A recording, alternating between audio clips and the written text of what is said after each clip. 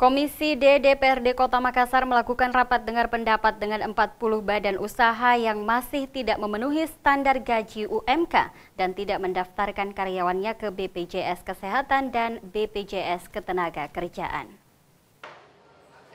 Kamis 4 Juni 2015, anggota Komisi D DPRD Kota Makassar memanggil 40 badan usaha yang dinilai belum memenuhi standar untuk melakukan rapat dengar pendapat di ruang banggar DPRD Kota Makassar.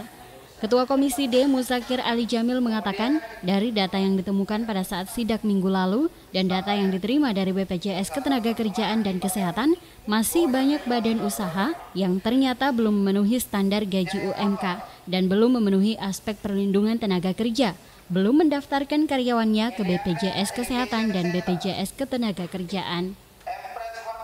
Tadi telah kita dengar banyak dari kalangan badan usaha, ternyata memang hasil data yang kita temukan pada saat sidak dan data yang kita terima dari BPJS Ketenagakerjaan dan Kesehatan, ternyata memang hampir semua badan usaha yang telah kita panggil saat ini belum memenuhi standar gaji UMK dan juga dari aspek perlindungan tenaga kerja, khususnya BPJS Kesehatan dan Ketenagakerjaan. Ini tentu menjadi temuan yang sangat luar biasa dan cukup mengkhawatirkan kita. Bagaimana kemudian kondisi tenaga kerja kita pada saat ini dengan tanpa adanya perlindungan dari pemberi kerjanya. Makanya hari ini setelah kita panggil, kita kasih deadline. Kita kasih deadline 1 minggu untuk segera menyelesaikan mendaftarkan kepesertaannya kepada BPJS Kesehatan dan BPJS Ketenagakerjaan.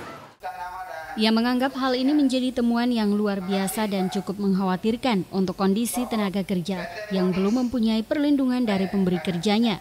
Setelah rapat dengar pendapat, Komisi D DPRD Kota Makassar memberikan deadline selama 1 minggu untuk perusahaan agar segera menyelesaikan dan mendaftarkan kepesertaannya ke BPJS Kesehatan dan BPJS Ketenagakerjaan.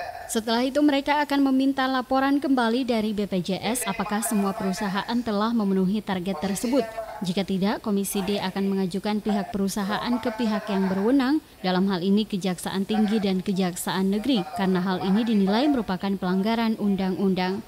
Dari Makassar, Andi Putri, GoTV memberitakan.